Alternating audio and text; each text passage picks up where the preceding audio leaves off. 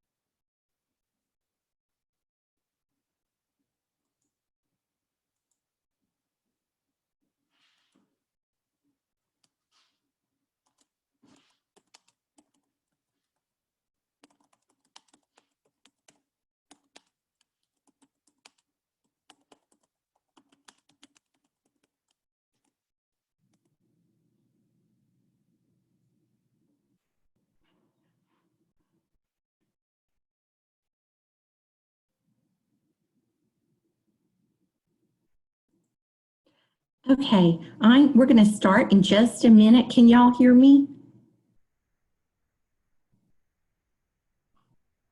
Okay, great. I got one hand raised. All right, great. So it looks like people can hear. Um, we will go ahead and get started, and I know some other people might be joining us, but I really appreciate everyone being here. I'm Joy Hogue, and I work with Families as Allies, and we'll give you a brief introduction to Families as Allies. And these are webinars that we have done for a while, but what we did, they were some of our most popular webinars, and we're going to be doing them every Friday. We went back and updated them to try to have them be even to provide general support, but also more specific support about what in the world do we all do in the middle of this COVID crisis to better support our children. So that's what we'll be looking at today, is looking at how we can support our children's mental health, particularly when it comes to COVID. So this is a brief overview of us. We were actually founded in 1992, but we're the only statewide organization in Mississippi run by and for families of children with mental health challenges in Mississippi. So we support each other as family members and then work together as family members to make things better for our children. And our vision, and this should be relevant as we go through this today, is that all children, not just our children, not just children with behavioral health challenges, but that all children will have the opportunity to reach their potential and succeed. And our mission is that families are partners in their children's care. And sometimes people think what we mean by that is that we go around making families do stuff, and that is not at all what we mean. We just mean that we recognize that families are the most important partner in their children's care, and that that should be recognized in everything that happens with families, and that our system of care in Mississippi and really throughout the United States should be family driven.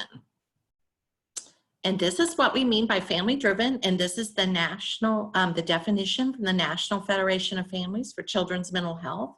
It means that families have the primary decision-making role in the care of their own children, as well as the policies and procedures governing care for all children. So that gets back to the two parts of our work, that we're supporting each other with our own children and helping each other with our own children, but also coming together and really looking at what needs to happen in our systems and at the state level and at the national level for all children. And our core values in doing this work define us. And this is both what we want from the systems that serve our children, and also what we hold ourselves accountable to as a family-run organization. And we value every child and family. Anyone who self-identifies as having a child with a behavioral health challenge is more than welcome to be part of us.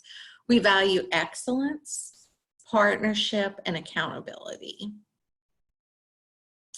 And in our work, we have 3 pillars that it's built on. We support families, we support community, and we define that as anybody who works with families, and then positive change. And that goes back to all families coming together with our partners through the community process, and us all working together to make the systems that serve our children and policies responsive to their needs. These are the things, our fundamental beliefs about families. We believe families know their child better than anyone, that we as a we are their strongest advocate, and that systems should follow laws and policies about families and children's rights. And as part of being accountable, we always like to start off any training we do with the goals of that training and what we are offering to you that we hope you will receive out of this training today. And then we'll look at these at the end to see if it looks like we did those things. So the first goal is to recognize the importance of families to their children's development, because nobody's more important than a child's family. Give helpful tips on how parents and others raising children can support their children's behavioral health, including during times of crisis. Give helpful tips about trauma and other issues that can impact children's emotional development. So, and I promise I'm not going to read a bunch of slides to you. We're going to get into some other things that aren't so dependent on all the words. This is just something we ask everyone to reflect on. And I think we've probably, no matter how our children are doing, have often felt this way. That we had all the answers up until we had kids. And this is just to set the framework for this time together today, for everybody to be thoughtful and mindful of that we all feel that way. We all thought we had all the answers until we had our kids. And nobody feels like an expert, even the experts, when you hear them interviewed or talked to. And we're certainly not putting ourselves out there as experts. We're putting ourselves out there as parents who are looking at what are some of the things out there that are helpful to parents and sharing it with each other as parents. I think at this time and going through the crisis with COVID, it's especially important to remember this, because it's not, and this isn't even a once in a lifetime thing that's happening right now, because a lot of people have gone through their lifetimes without dealing with a global pandemic. This is like a once in a century, and maybe it'll happen more often. I hope not, we don't really know. But it's up until now, has been a very rare event, and it's a huge event. So nobody, it may feel like somewhere out there, there's a guidebook exactly how to navigate this with your kids, but there's not. And in some ways that's discouraging, but it can also be encouraging to know nobody has all the answers. But what we do have is each other, and we have resources that we can look at together. Now, this is a review because this actually comes from a series that we do, but we thought this particular one was the most relevant to what we're going through with this crisis. So this is, it may not be a review for some, but the idea that there's lots of things that go together that we don't always think go together. And we talk about hot and cold go together, even though they're different, they're kind of different parts of the same thing. Temperature, there's day and night, they're different parts of the day or a 24-hour cycle, even though they're different, but we know they go together. One thing that can happen with our physical health and our mental health, or what we would call behavioral health, because we look at it pretty broadly, anything that affects behavior or emotions, is sometimes it's easy to forget that they're the same part.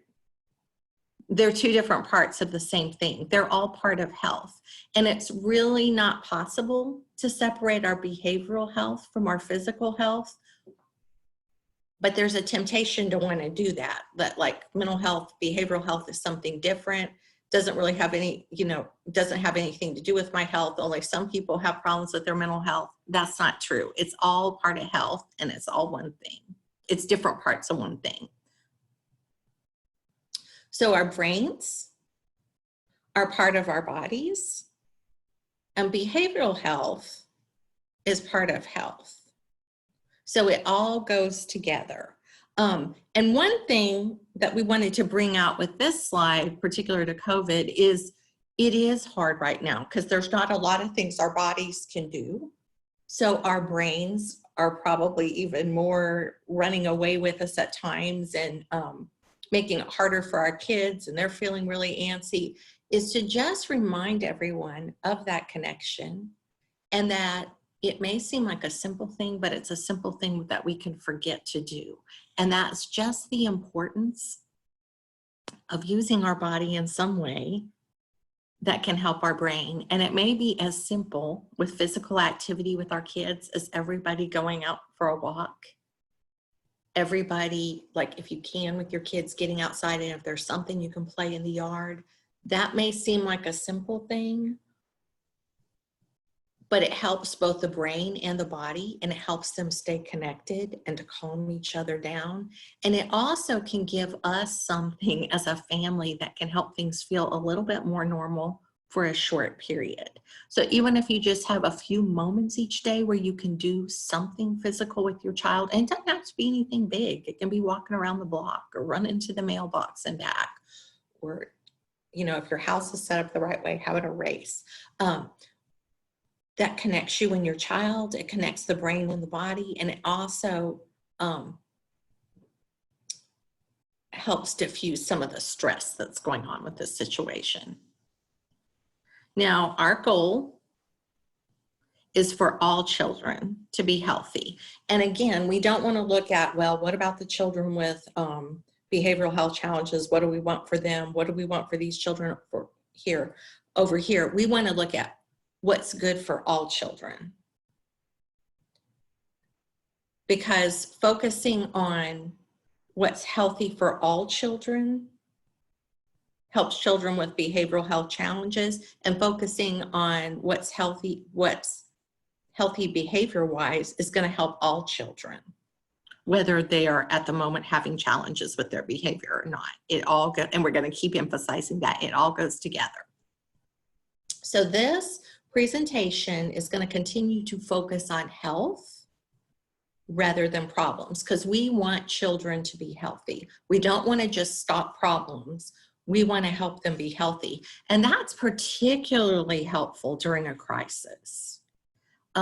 Because if we're still focused on, okay, things are rough right now, there's some very weird stuff happening, I don't know exactly what's going on or exactly how we're going to deal with it, but my goal is to help my child come through this and be as healthy as possible in the long run. That can, first of all, it gives us a long-term goal to focus on. It can make it easier when there's ups and downs, because there's definitely going to be for all of us as we go through this. And it can also remind us that even though this is very difficult, there will probably be long-term consequences that we don't even know exactly what they are right now. We don't know how the world might end up being different in some ways.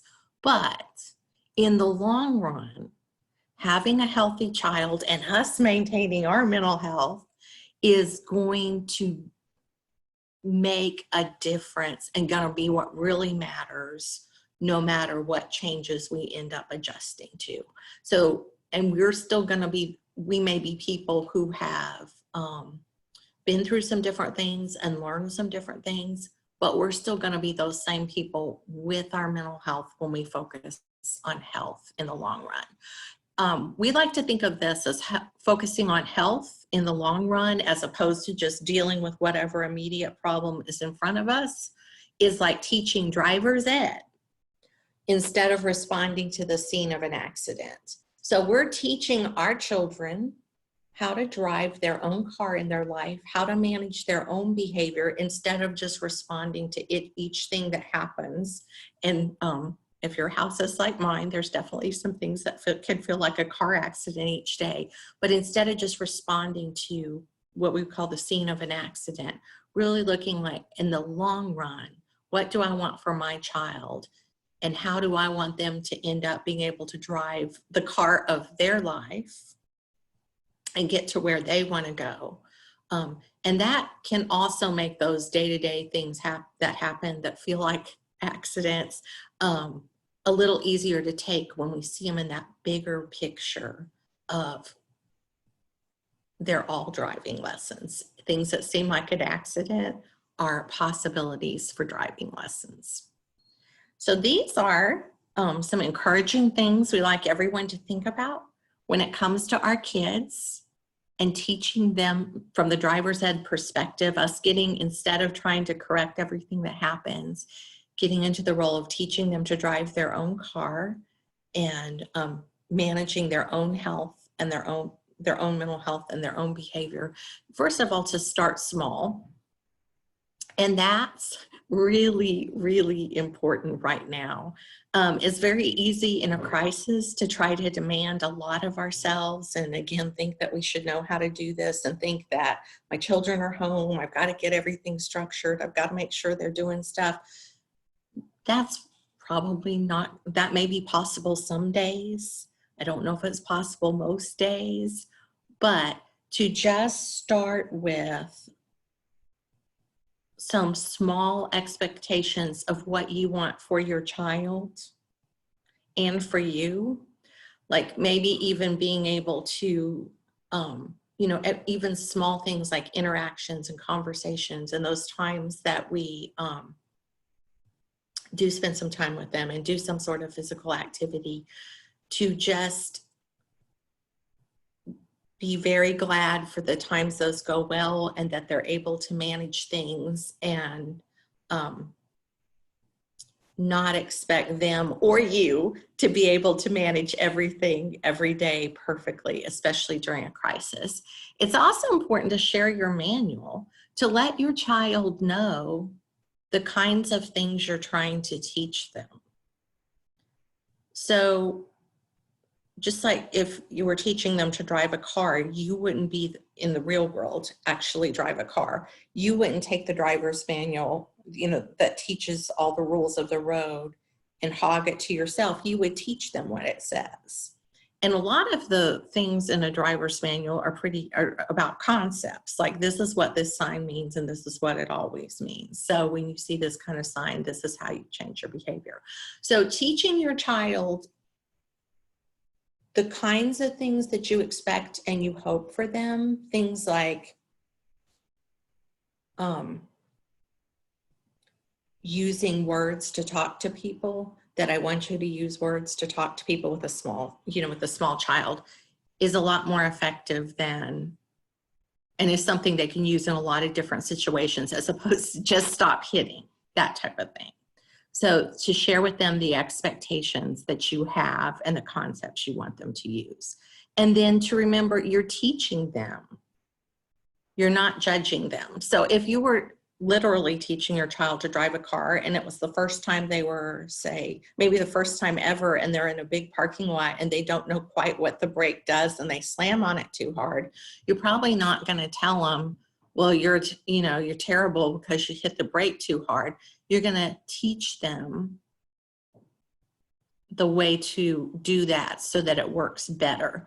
And so when children are, if we're in that mode of driver's ed, as opposed to just responding to accidents, when things do happen, and a lot of them are going to happen right now because kids are stressed out, being able to say, when you're upset, I'd really like you to try to, what do you think would help? And coming up with a plan and giving them an opportunity to learn a different way to deal with that, or to give them space to figure out what they want to do with their feelings, as opposed to just jumping to the conclusion, judging them and being upset about what they just did.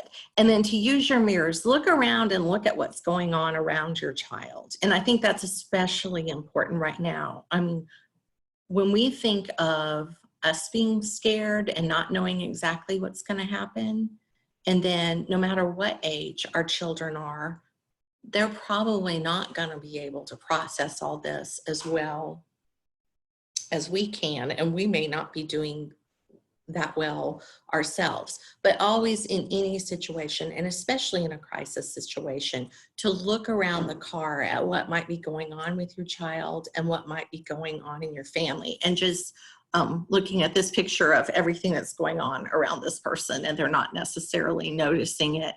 And there's both internal things inside the car, inside your child, that might be distracting them or hard for them, and then all the stuff that's going on around outside of them. These are some things to remember about our student drivers, especially, which are our children.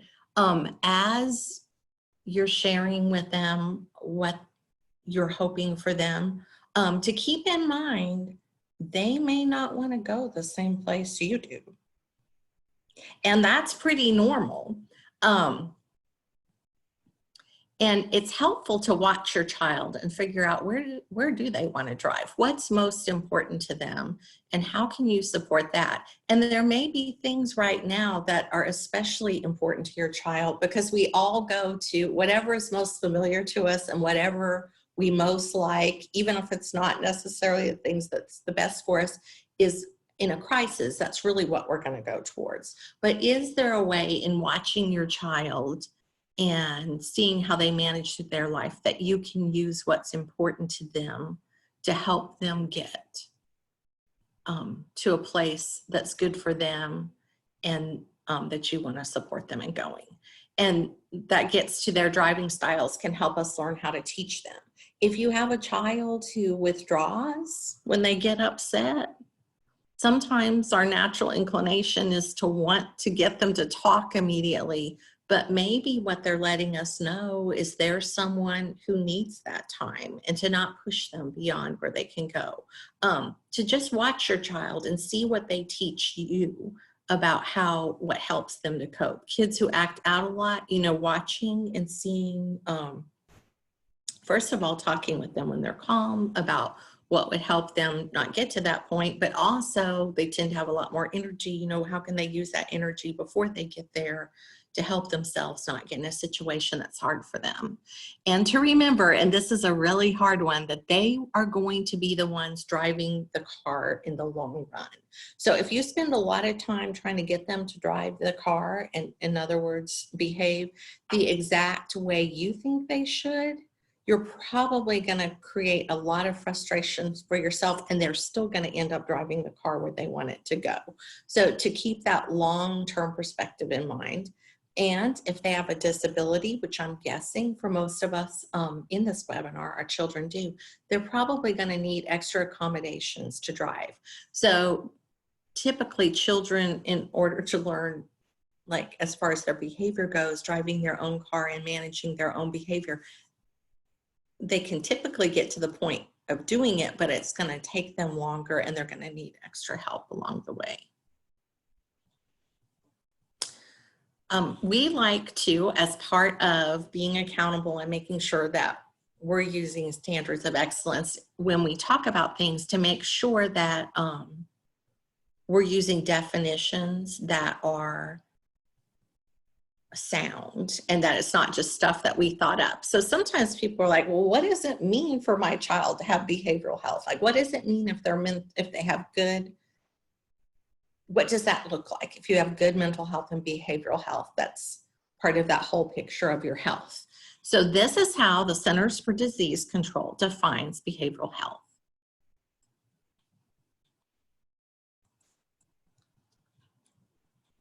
Hey, Karina, were you going to say something?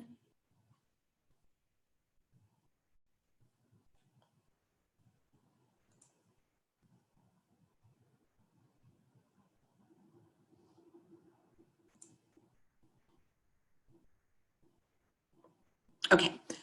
It looked like your hand was up. If it was, and you want to put something in chat, just do that. Okay. So the definition of the CDC's definition of behavioral health is that, and these are true for any child, but how this looks at each age is different, is reaching developmental and emotional milestones at the appropriate time, learning healthy social skills and how to cope when there are problems, having a positive quality of life. Now, one thing that we always like to say about that is true. That does help children have more positive mental health when they have a positive quality of life. But we're not saying, like, if your family's struggling with something, that it's your fault if that affects your child's mental health. That is not true at all.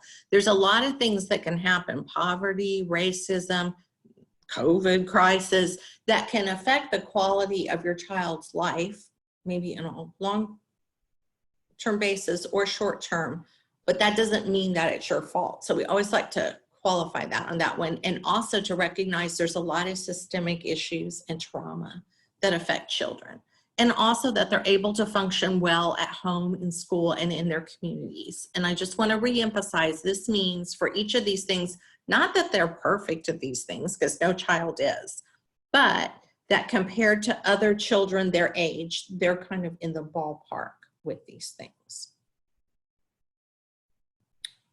So these are some ways as far as supporting our child's behavioral health as we're helping them learn to drive their own car, ways that we can help them with each of these things. So reaching developmental and emotional milestones at the appropriate times. One thing is just to get more information on what those stages are. And we're going to give you some information on that on the next slide. Because what's appropriate for a 2-year-old, a milestone was very different at 6 and at 16. And then to follow your child's lead.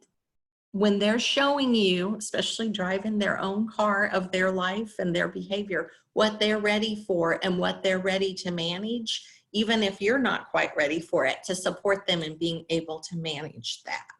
And sometimes children might be ready to do something, you know, like some children learn to cook really early, but they might not be able to do something else, like be unsupervised around other siblings. But those things that they are ready to do, to support them in doing that. And that helps them not be afraid to try new things and to focus on changing the environment, not your child. So it gives them a chance to try out new behaviors and new things. And I think we see that a lot with toddlers, like when people make their house safe for a toddler to be able to try things that they're ready to try, and they're less likely to get hurt. But emotionally and psychologically, we can do that for our children at many junctures along the way. And they then see challenges to you, which there's always going to be, as cues for course correction in your driver's ed training. It's not necessarily a personal attack.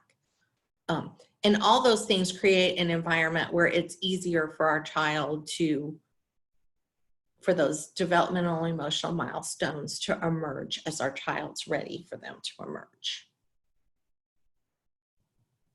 And these are, and I think we have looked at different ways of doing this on these webinars. We will put, probably within a week, we will have this webinar up on our website, and it has all these links so that you can go, because we don't know like who's exact, the ages of the children of the people who are on here. But these are some really good resources where you can go and get more information about what behavior is typical at different ages. And again, all of these have been vetted, these links, and there's some for young children and some for older children. And then to keep in mind, for all children, the person who provides your child's medical care should be able to give you some general information about what is typical for that child's development at that age. And then licensed mental health providers, and we do emphasize license. That doesn't guarantee that they're going to know what they're talking about, but it increases the likelihood. And then reliable internet sites. And we have on our website, we also have, and we can actually probably put it with this presentation, a list of websites and website links that are already vetted, that when you click on them, they go to, let's just say it's the National Institute of Mental Health. It goes to the page that's about children's mental health. And if there's a page that's just for families or parents, it goes there. So that's another resource that we will have available for you. Okay, another sign or another aspect of good mental health or behavioral health in children is learning healthy social skills and how to cope when there's problems. These are some ways we as families can support our children in being able to do that. One is to model the behavior we want. So that's really teaching our child to drive. That's like, this is how I want you to drive. And to do it even when we forget. And we put that in there because every parent who's normal probably forgets a lot of the times, maybe every day, especially during a time like this, when we're in crisis and dealing with all of these things. Modeling the behavior you want, let's just say like asking for things instead of demanding things, can be hard. Keeping your temper can be hard at times like this. So when something happens and we forget and we model the behavior we don't want, that's a great opportunity. And not that we want to do that on purpose, but if it does happen, especially at a time like this, it not only gives us the opportunity to say, hey, I know I made a mistake, which is a behavior we want to teach to our children, being able to say that. And I'm sorry, and this is what I wish I would have done instead. But I think at times like this, it also gives us an opportunity to say things like, you know what?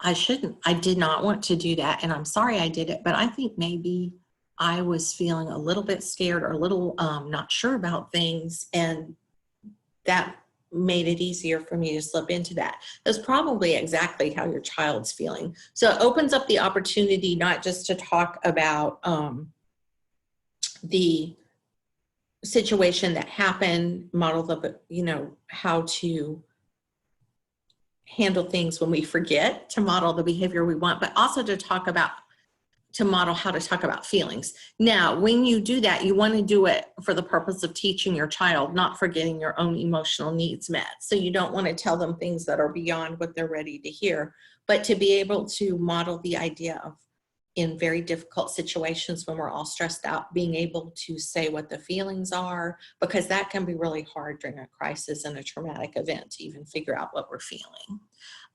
Also with our children, we want to notice the behavior that we want, like when they're driving well, but don't overdo it.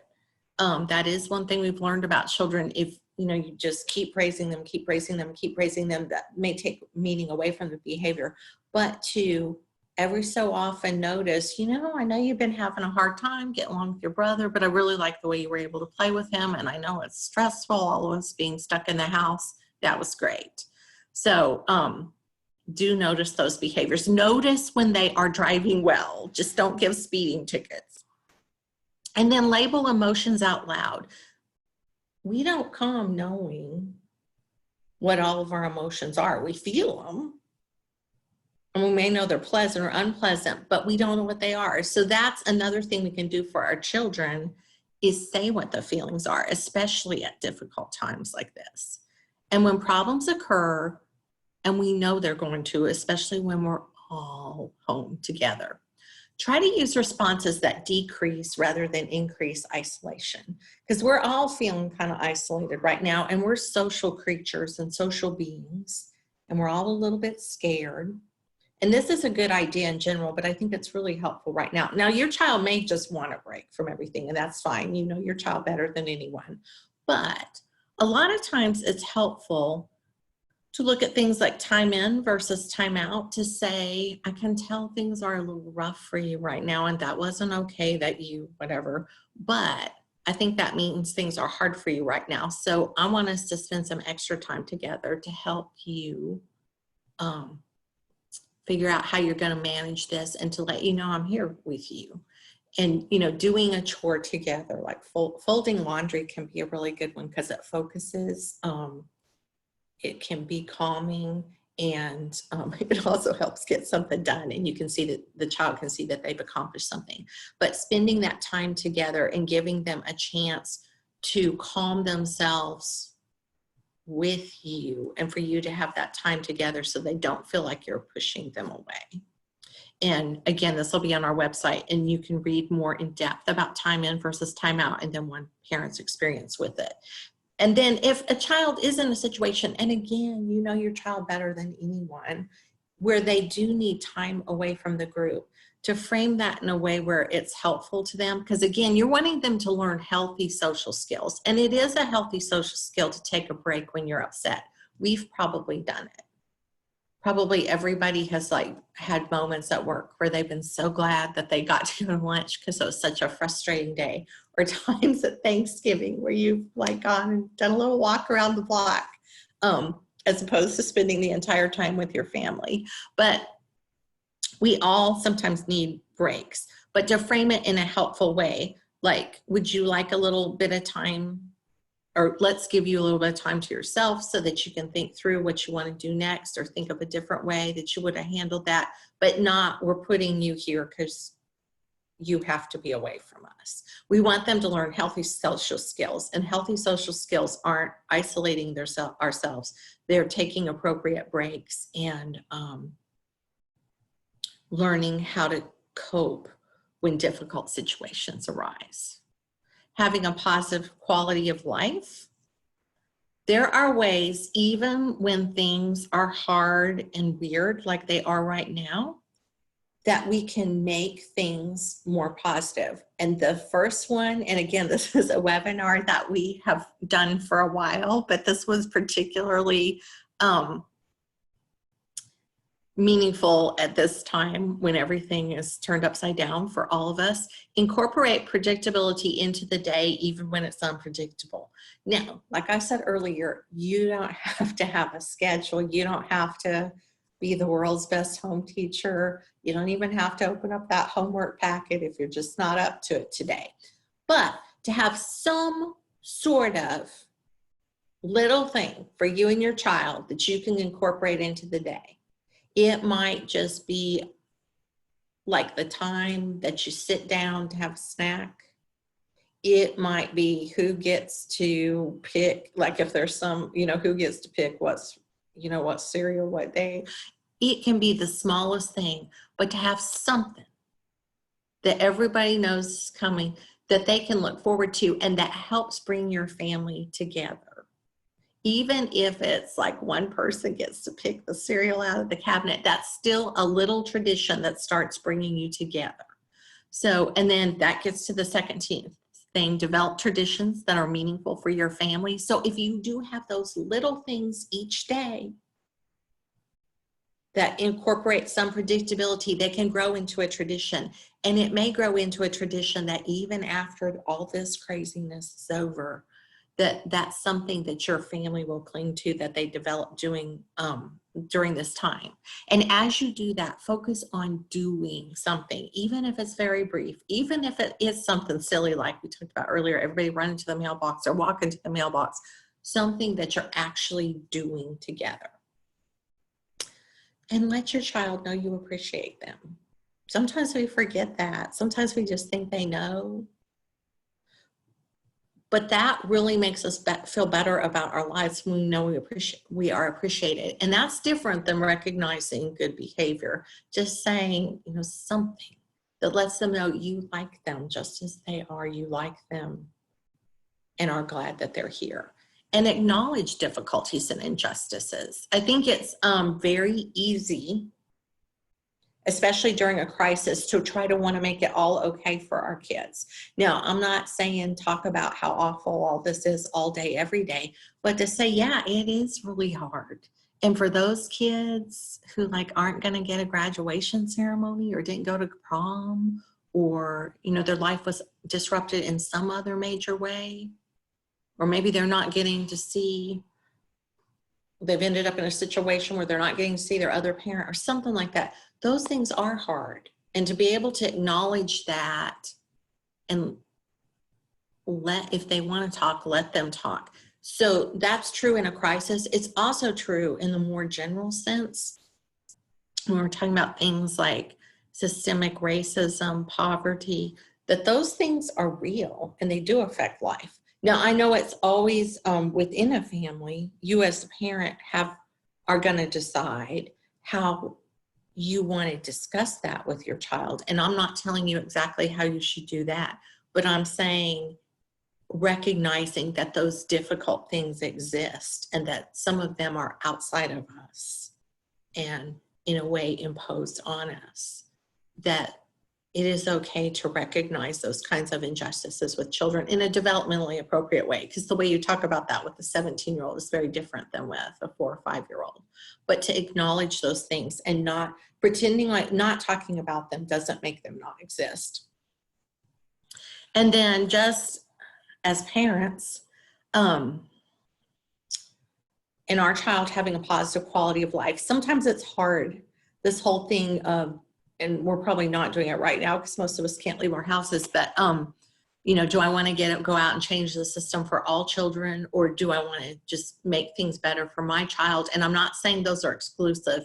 I'm saying there's a balance, and to think that through in light of what kind of quality of life you want your child to have and how you want to balance all that. Okay, and then helping them function well at home, in school, and in their communities. All right, right now they are probably not functioning well at school because most of them are not in school. But these are some ways just in general to help them function in those different areas. First of all, and we've talked about this before, describe the behavior you want, how you want them to drive the car, focus on their strengths, and think about who's on your team and how you can work together. And I know we talk about wraparound, and there may be a wraparound team, but even on a more informal basis, who else is it that helps who is in your child's life in those different areas, especially out in the community, that can be a partner? Even they may not even realize how much they're helping you, but can, and I know we're not probably seeing those people right now, but bringing it all together and how those people can be a help too. And then it can be helpful in general to find out what's working at school, because that can give some ideas for what might work well at home. That's not always the case, but it can be. And that might be relevant now. If that's not a question that you've thought about asking your child's teacher, if they do seem to do well at school, it might be helpful to get some of their insights, not just about what helps them learn that can be used at home, but what helps them. Have they noticed anything at school that helps them in managing their behavior? And then these are issues that can affect our children's mental health, attachment, children who have difficulty attaching because some early trauma has happened to them. And again, we just like to mention that that is something that's a real thing and can make it harder for children to have positive mental health if they've had challenges with attaching to an adult when they were very young. If there are any families on the webinar who have worked or had children, say through adoption or through foster care, who went through a lot of early trauma and deprivation, and that's certainly not most children who are in foster care or who've been adopted, but sometimes it happens there. These are just, we just want to acknowledge that that can be a real challenge. And again, this will be on our website. And if that is a particular issue, there's more information about how to support attachment in babies, and then some things to expect if that might be a challenge. But that can make it harder to do these things. Any kind of disability can impact behavior, and almost all disabilities, regardless of what the disability is, can cause children to learn things more slowly.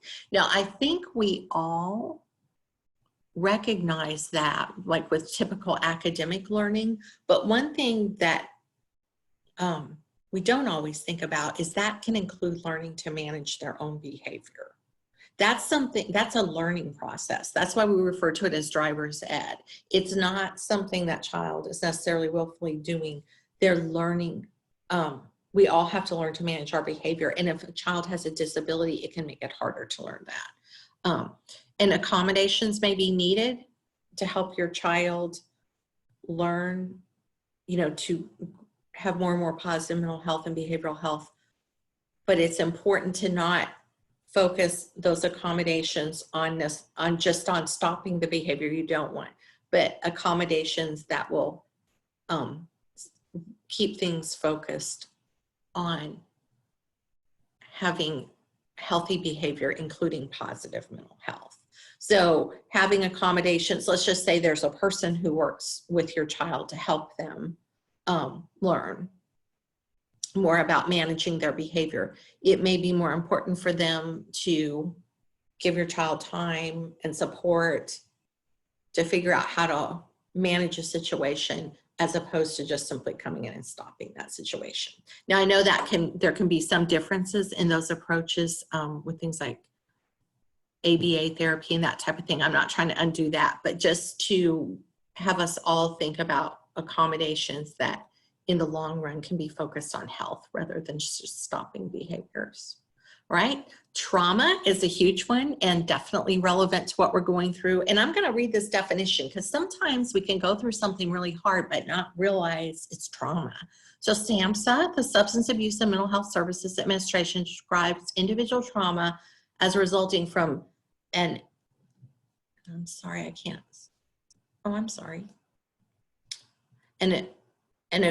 event or a series of events or set of circumstances that is experienced by an individual, and just think of this sounds like what we're going through now, as physically or emotionally harmful or life-threatening, and that has lasting adverse effects on the individual's functioning and mental, physical, social, emotional, or spiritual well-being. We don't really know what the long-term effects are going to be of what we're going through now. And I'm not on here to say, oh, we're all going to be traumatized. That's not what I'm trying to say. But I'm saying we are going through an event that is experienced as definitely, it could be physically harmful because it could make us sick, emotionally harmful. It could be, we're probably all having some feelings that this could be emotionally harmful, just the isolation and not knowing what's going to happen. It could be life-threatening for some people. And it may have lasting adverse effects on our functioning or on our child's functioning. We don't know that yet, and we hope it doesn't. And we hope things like this, where there's support and where we can have other opportunities to talk to each other, lessen that. But sometimes people think, well, I just ought to be able to get over this. Well, it's a big deal, and it will be normal if this is affecting you and it feels really hard. It would also be normal if it's affecting your child. And sometimes we think kids can't really experience trauma. They absolutely can, and they don't have as many ways of looking at it and dealing with it as we do, and they may not have ways to verbalize it. So we like to just say, this is trauma. Now, we don't know exactly how it's going to end up affecting everyone, but it's okay to recognize this is a big event that meets the definition of what a trauma is, and that could have long-lasting effects.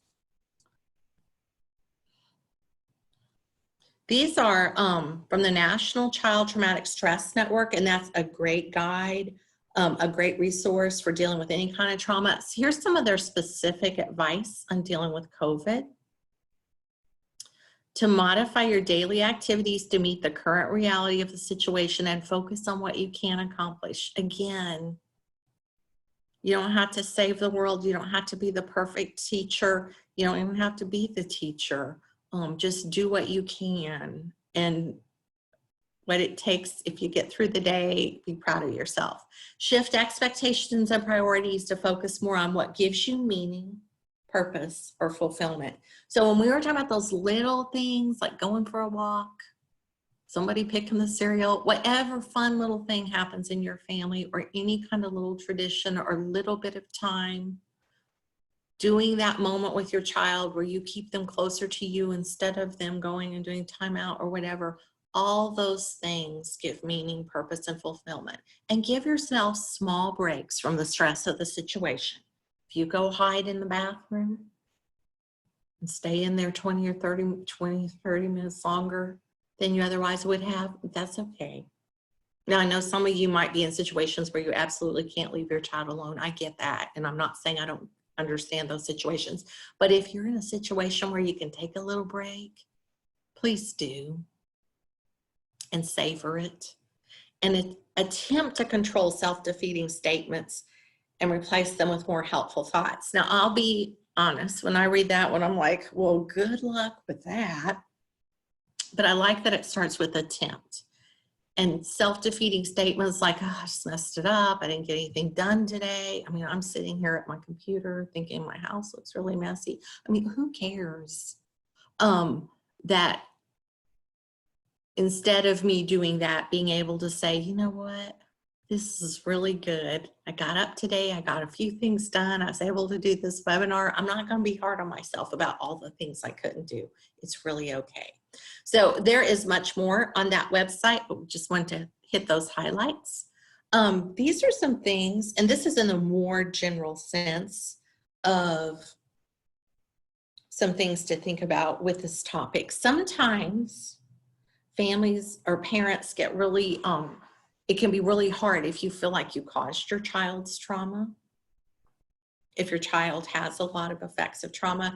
And one common time families feel this is, let's just say somebody has dealt with an addiction and maybe they've had to spend time in treatment, so they haven't been with their family as a parent, or they have maybe even spent time in jail or in prison because of what happened, and then they come back and there's this child who's really angry at them. And there are a whole lot of things to work through in a situation like that. And then there's all kinds of situations that can give us those same feelings that aren't about circumstances that are quite that dramatic, that make us feel like I caused my child's trauma. What I'm going to encourage you to do is just, and I'm going to go through these last couple slides kind of quickly, but to think about just these first two things. And again, you can look at the rest of this on our website, but no parent's perfect. Remember that. And children are resilient. That doesn't mean that the things don't need to be dealt with, but you can do that by owning what happened. And remember this, you can own what happened without turning in your teacher's license. And by that, we mean your driver's ed. You can still be a parent to your child and deal with the difficult things like that that have happened, and own your own part, but also still be their parent. And it helps to seek support from other parents.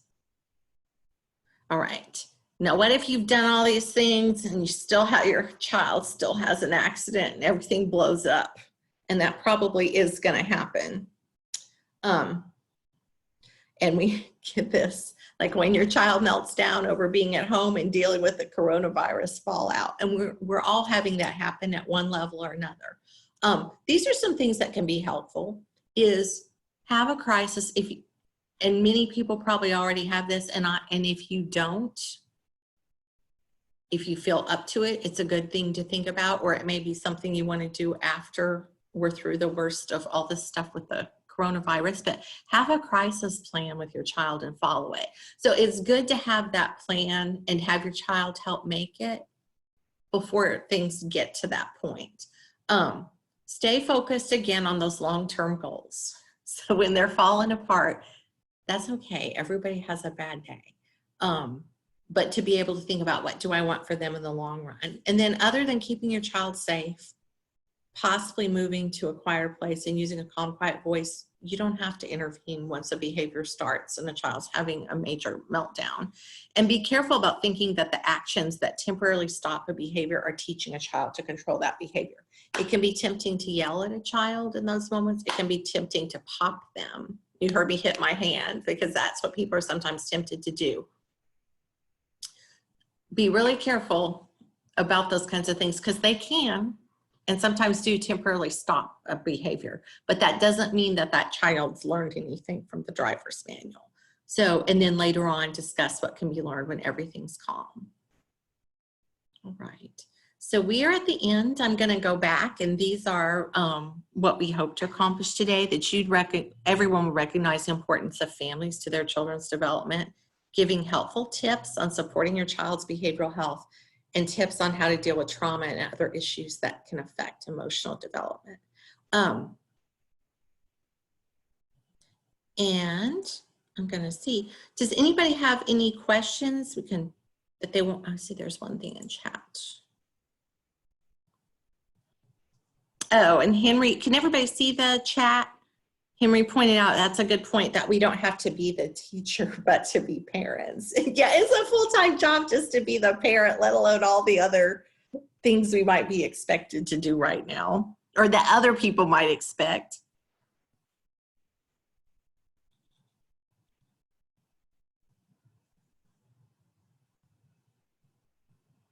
Any other questions or feedback or thoughts?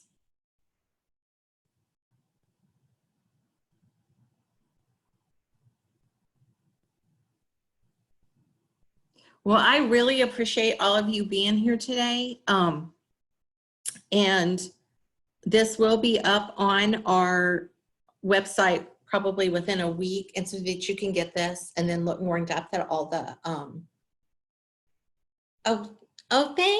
thanks, Roseanne. So that you can get more information and, look at this in more depth. And then I think you'll get, automatically, you'll get a survey about this webinar, and you can let us know what you think and any other suggestions. And then we will be doing one of these every Friday at 1, and the one next week, I don't remember the official title, but it's about dealing with education issues in general. And we're going to talk about all these things that have come up as a result of our children being at home, and when should I, does the school have any rights to not follow IDA? And the answer is no. But there are differences, like about who's getting what kind of educational services, and if children are actually getting educational services. So that's what we'll be talking about next Friday. But I so appreciate everyone being here, and I hope everyone will come back next Friday.